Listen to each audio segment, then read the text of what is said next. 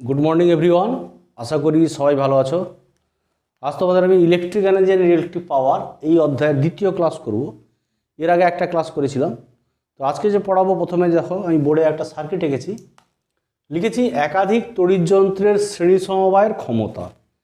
এই সার্কিটে দেখো একাধিক তড়িৎযন্ত্র আছে। সাপোজ তুমি ধরো বাল্ব, এই সার্কিটে ধরো একাধিক বাল্ব যুক্ত আছে, বাতি, বৈদ্যুতিক বাতি, যার প্রতিটি যন্ত্রের দেখো ওয়াট রেটিং কিন্তু আলাদা।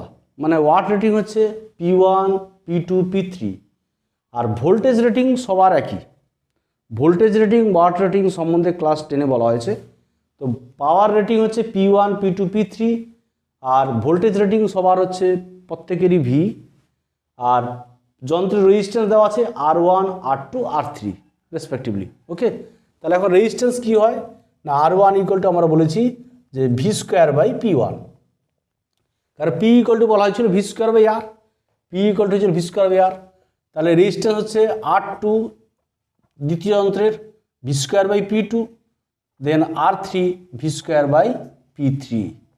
যেহেতু এগুলো শ্রেণী সমবায় যুক্ত, তাহলে শ্রেণী সমবায়ের তুল্য রোধ কত হয় না, শ্রেণী সমবায়ে তুল্য রোধ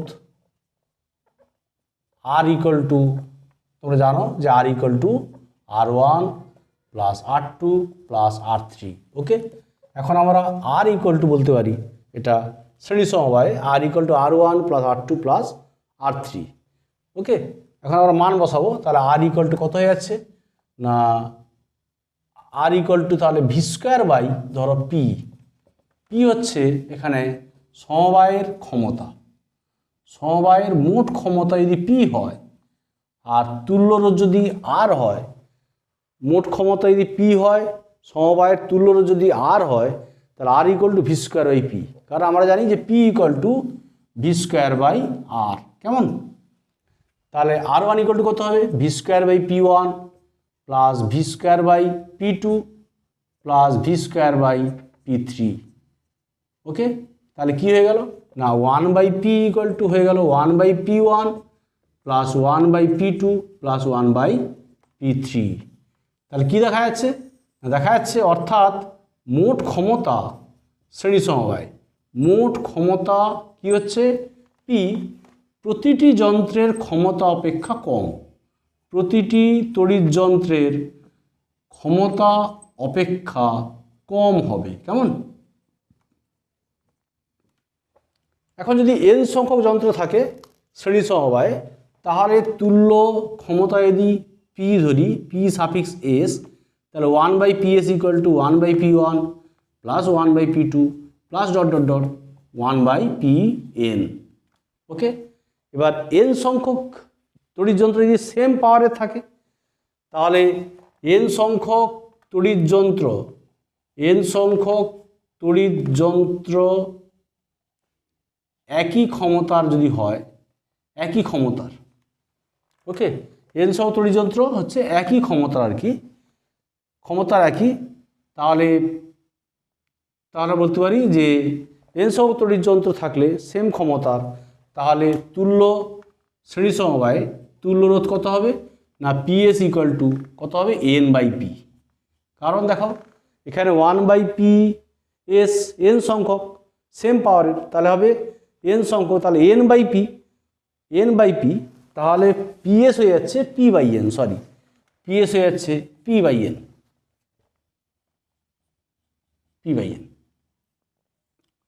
ওকে, তাহলে আমরা তড়িৎ যন্ত্র একই ক্ষমতা থাকলে কার্যকর ক্ষমতা, এটাকে আমরা লিখি P এফেক্টিভ, কার্যকর ক্ষমতা।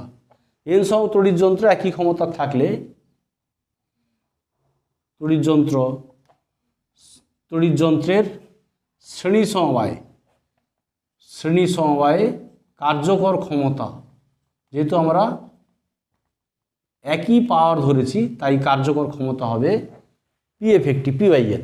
ওকে, এটা ছিল শ্রেণী সমবায়ে প্রতিটি যন্ত্রের ক্ষমতা কি হলো না, মোট ক্ষমতা হচ্ছে প্রতিটি যন্ত্রের ক্ষমতা অপেক্ষা কম।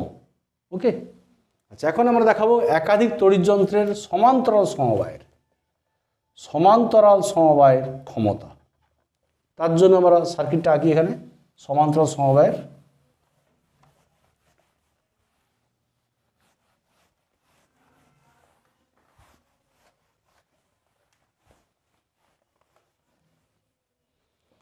তাহলে এটা ধরো একটা তড়িৎ যন্ত্র যার পাওয়ার রেটিং P1 আর আরেকটি যন্ত্র পাওয়ার রেটিং P2 আর একটি যন্ত্র পাওয়ার রেটিং P3। কেমন?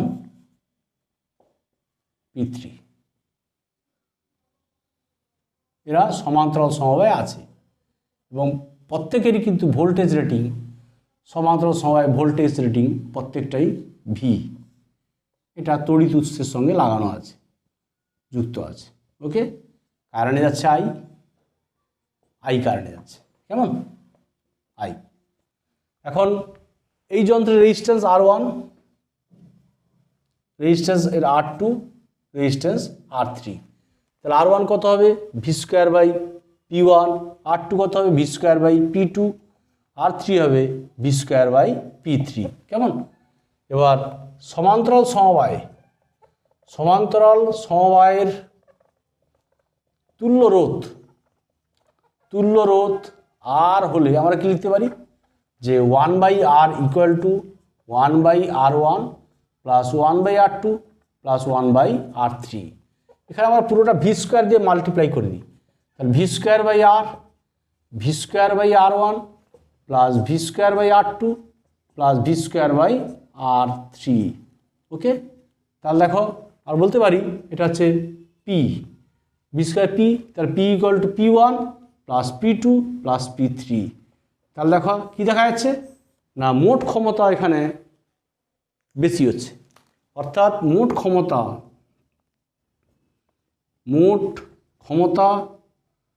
প্রতিটি যন্ত্রের ক্ষমতা অপেক্ষা বেশি হয়। প্রতিটি যন্ত্রের ক্ষমতা অপেক্ষা বেশি হবে। কেমন?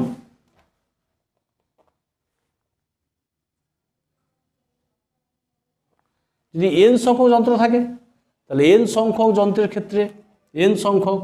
যন্ত্রের ক্ষেত্রে তাহলে কি হবে না সমান্তরাল সমবায়, তাহলে 1/P প্যারালাল কত হয়? P1 + P2 + ... Pn। কেমন? এবার n সংখ্যক তড়িৎ যন্ত্র, n সংখ্যক একই ক্ষমতার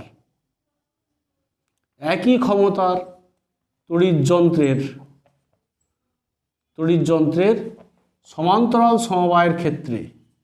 সমান্তরাল সমবায়ে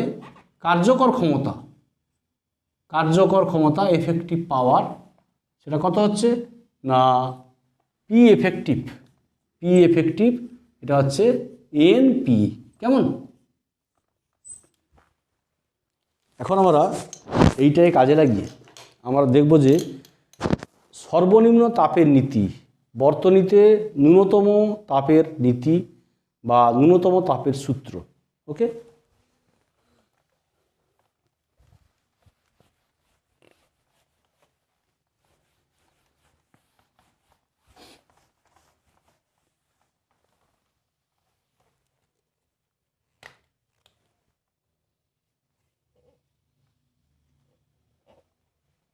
এটা হচ্ছে ন্যূনতম তাপের সূত্র, দ্যাট মিন্স সর্বনিম্ন তাপের নীতি।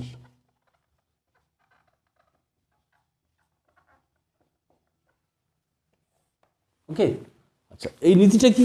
এই নীতিটা হচ্ছে আমরা দেখি যে এটা কোথায় হবে না সাপোজ আমাদের সব ম্যাক্সিমাম ব্যবহার হচ্ছে সমান্তরাল সমবায়। তাহলে সমান্তরাল সমবায়ে কি হচ্ছে, ধরো একটা রেজিস্ট্যান্স, এটা ধরো R1 আর একটা রেজিস্ট্যান্স ধরো R2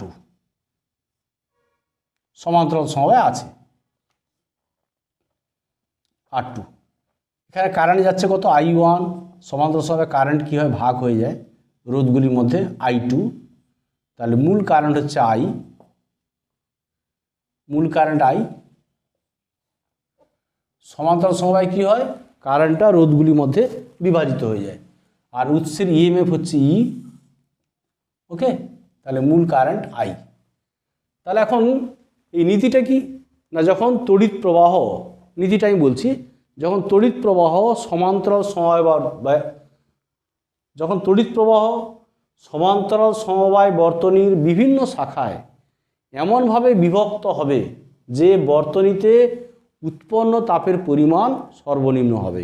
কি বললাম, আবার বলছি, যখন তড়িৎ প্রবাহ বর্তনীর বিভিন্ন শাখায় সমান্তরাল সমবায় বর্তনীর, যখন তড়িৎ প্রবাহ সমান্তরাল সমবায় বর্তনীর বিভিন্ন শাখায় এমনভাবে বিভক্ত হয় যে বর্তনীতে উৎপন্ন তাপের পরিমাণ সর্বনিম্ন হয়, এটি হচ্ছে সর্বনিম্ন তাপের নীতি।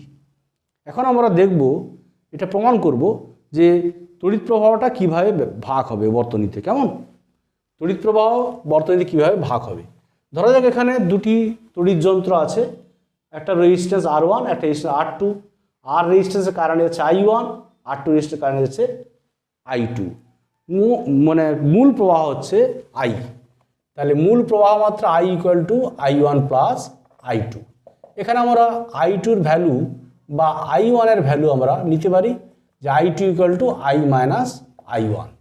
দেয়ারফোর বর্তনীতে তাপ উৎপাদনের হার, অর্থাৎ একক সময়ে উৎপন্ন তাপ, ওকে, বর্তনীতে তাপ উৎপাদনের হার কত হবে, মানে ক্ষমতা। আমরা এক্ষুনি দেখলাম যে সমান্তরাল সমবায় কি হয় না, সমান্তরাল সমবায় বর্তনীতে মোট ক্ষমতা হয় P1 + P2, তাই না। সমান্তরাল সমবায় বর্তনীতে মোট ক্ষমতা হয় P মানে P প্যারালাল = P1 + P2। তাহলে তাপ উৎপন্নের হার মিন্স ক্ষমতা। তাহলে বর্তনীতে তাপ উৎপাদনের হার মিন্স ক্ষমতা। তাহলে ক্ষমতা হচ্ছে এখানে H = তাহলে H1 + H2। তাহলে H = H1 + H2। H1 means I1² R1, H2 means I2² R2।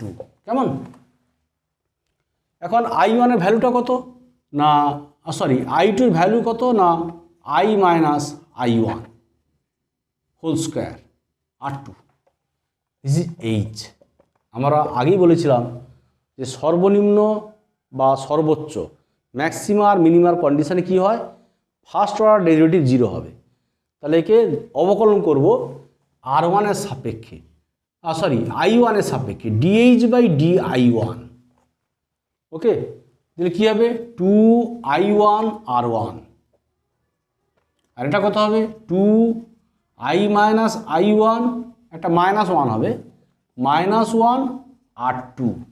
তাহলে কি হয়ে গেল 2I1 R1, 2 কমন নিলাম, একটা মাইনাস আছে, মাইনাস, আর I - I1 এই ভ্যালুটা এখানে I2 ধরেছিলাম, সেইটা I2 ফিরিয়ে দিচ্ছি। I - I1-এর যে ভ্যালু I2 সেটা ফিরিয়ে দেওয়া হলো। তাহলে এটা হয়ে গেল 2I1 R1 - I2 R2। তাহলে ন্যূনতম তাপের ক্ষেত্রে বা সর্বনিম্ন তাপের জন্য কি হবে, এই dH/dI1 = 0। দ্যাট মিন্স দেখো I1 R1 = I2 R2 হবে। তাহলে কি হয়ে গেল না I1/I2 সমান হয়ে গেল R2/R1। অর্থাৎ তড়িৎ প্রবাহ কীভাবে ভাগ হচ্ছে না, তড়িৎ প্রবাহ সমান্তরাল সময়যুক্ত বর্তনীতে তড়িৎ প্রবাহ তার রোধের সঙ্গে ব্যস্তানুপাতে হয়ে বিভক্ত হয়। সমান্তরাল সমবায়যুক্ত রোধে তড়িৎ প্রবাহ কি হয় না, উহাদের ব্যস্তানুপাতিক প্রবাহ মাত্রা রোধের সঙ্গে ব্যস্তানুপাতিকভাবে বিভক্ত হয়। ওকে, এখানে I ভ্যারিয়েজ 1/R। এটাই ছিল এই থিওরিটা, যে সমান্তরাল সমবায়যুক্ত বর্তনীতে মানে উৎপন্ন তাপ, সর্বনিম্ন তাপের ক্ষেত্রে তড়িৎ প্রবাহ এখানে কি হয়, উহাদের রোধের ব্যস্তানুপাতিক, অর্থাৎ বা তড়িৎ প্রবাহের অনুপাত হচ্ছে রোধগুলির মানে ব্যস্তানুপাতিক অনুপাতের সমান। ওকে, তাহলে I1/I2 সমান R2/R1। এখন এইটাকে একটা অ্যাপ্লিকেশন দেখাবো আমি তোমাদের, খুব ভালো অ্যাপ্লিকেশন। সেটা হচ্ছে কি, সেটা হচ্ছে যে একটি মানে বাহ্যিক একটা কোষের তড়িৎচালক বল ই দেওয়া আছে, একটা কোষের তড়িৎচালক বল ই, অভ্যন্তরীণ রোধ স্মল আর। আমি প্রশ্নটা বলছি, ধরো সাপোজ কোশ্চেনটা এরকম, ভেরি ইম্পর্টেন্ট কোশ্চেন। ধরো একটা সেল আছে, এটা রেজিস্ট্যান্স ক্যাপিটাল আর, এটা কোষের ইএমএফ হচ্ছে ধরো ই, অভ্যন্তরীণ রোধ হচ্ছে স্মল আর, কারেন্ট যাচ্ছে এখানে I1, আর এই সেলটাকে আবার একটা অ্যানাদার বাহ্যিক রেজিস্ট্যান্স এস তার সঙ্গে লাগানো হয়েছে, সেখানে কারেন্ট যাচ্ছে I2 ER। তাহলে একটি তড়িৎ কোষকে পরপর দুটি বাহ্যিক রোধ আর এবং এস এর সঙ্গে যুক্ত করা হচ্ছে, উভয় ক্ষেত্রে তাপ উৎপাদনের হার সমান। তাহলে দেখাতে হবে এই কোষের অভ্যন্তরীণ রোধ small r equal to, so that এখানে প্রমাণ করতে হবে small r equal to root over বাহ্যিক রোধগুলির গুণফলের বর্গমূল। কি বললাম? একটি তড়িৎ কোষকে পরপর দুটি বাহ্যিক রোধ আর এবং এস এর সঙ্গে যুক্ত করা হচ্ছে। প্রথম ক্ষেত্রে কারেন্ট যাচ্ছে I1, দ্বিতীয় ক্ষেত্রে কারেন্ট যাচ্ছে I2। উভয় রোধে তাপ উৎপাদনের হার সমান, তাহলে কোষটির অভ্যন্তরীণ রোধ হবে small r equal to root over r s. এটা দেখাতে হবে। ওকে, তাহলে আমি প্রথম ক্ষেত্রে, এটা 1 নম্বর ক্ষেত্র, এটা দ্বিতীয় ক্ষেত্র, এটা 1 নম্বর, এটা 2 নম্বর। তাহলে প্রথম ক্ষেত্রে বর্তনীতে প্রবাহ মানে আর রোধে প্রবাহ মানে I1 equal to E by R plus small r. Therefore R রেজিস্ট্যান্সে তাপ উৎপন্নের হার হচ্ছে H1 equal to I1 square আর। তাহলে H1 ইকুয়াল টু কত হবে না I1 স্কোয়ার মানে ই বাই আর প্লাস আর এর হোল স্কোয়ার ক্যাপিটাল আর। এটা 1 নম্বর ইকুয়েশন। অনুরূপে এস রোধে তাপ উৎপাদনের হার যদি H2 লেখা হয়, তাহলে E by S plus R whole square into S, 2 নম্বর ইকুয়েশন। ওকে,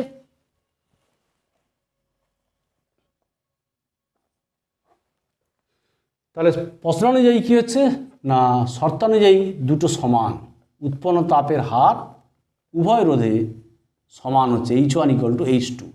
দেন এটা আমরা সলিউশন করব। এটা হচ্ছে ই স্কোয়ার আর, আর এটা হচ্ছে R plus R whole square. This is E square S plus R whole square. E square cancel হয়ে গেল, তাহলে কি হয়ে গেল না এস প্লাস আর এর whole square, S square plus 2SR plus R square whole into capital R. This is R square 2 capital R small r plus R square whole into S. Okay, और multiply করে দেবো S square R plus 2S capital R small r plus R square capital R, then R square S plus 2RSR plus R square small s. এটা একটা cancel হয়ে যাবে দেখো। তাহলে এদিকে কি হচ্ছে স্মল আর স্কোয়ার যদি কমন নিয়ে নিই ক্যাপিটাল আর মাইনাস এস, আর এদিকে যদি আমরা আর এস কমন নিয়ে নিই তাহলে আর এস কমন নিয়ে নিলে আর মাইনাস এস। তাহলে এই আর মাইনাস এস ক্যান্সেল হয়ে যাবে। এটা ক্যান্সেল হয়ে কী হচ্ছে আর স্কোয়ার সমান আর এস, দ্যাট মিন্স আর সমান রুট ওভার আর এস। এটা আমাদের প্রমাণ ছিল। ওকে, আচ্ছা আমি এখন এই চ্যাপ্টার একদম লাস্ট যে একটা আলোচনা করব, যে আলোচনাটা তোমাদের ক্লাস 10এই বলা হয়েছে। আমি জাস্ট আরেকবার তোমাদের রিমেম্বার করে দিতে চাইছি যে ধরো সাপোজ একটি বর্তনীতে 40 ওয়াট 60 ওয়াট 100 ওয়াট তিনটি বাল্ব শ্রেণী সমবায় আছে, আরেকবার সমান্তরাল সমবায় আছে। কোন ক্ষেত্রে কোন বাল্বটি বেশি আলো দেবে সেটা বলবো জাস্ট।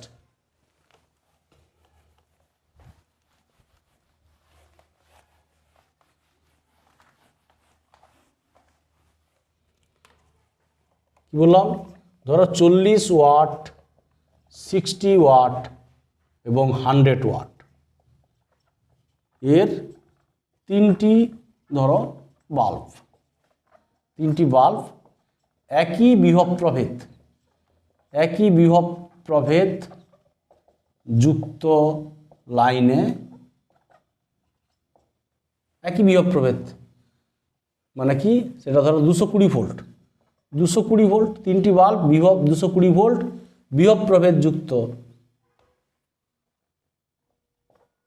220 ভোল্ট বিভব প্রভেদ বিশিষ্ট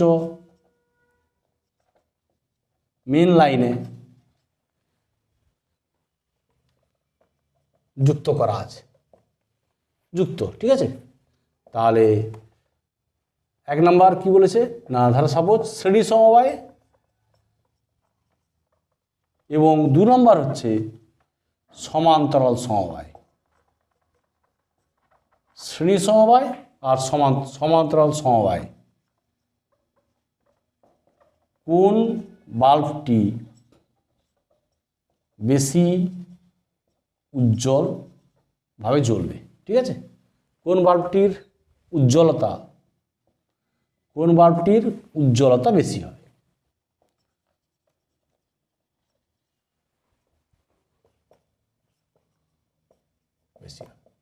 ওকে, তো এটা জাস্ট আমরা দেখি যে শ্রেণী সমবায় কি হয়। শ্রেণী সমবায়ে আই কনস্ট্যান্ট হয় 220 ভোল্ট। ওকে, তাহলে আমরা দুটো কেস বলছি, একটা হচ্ছে শ্রেণী সমবায় কি হচ্ছে আর সমান্তরাল সমবায় কি হচ্ছে।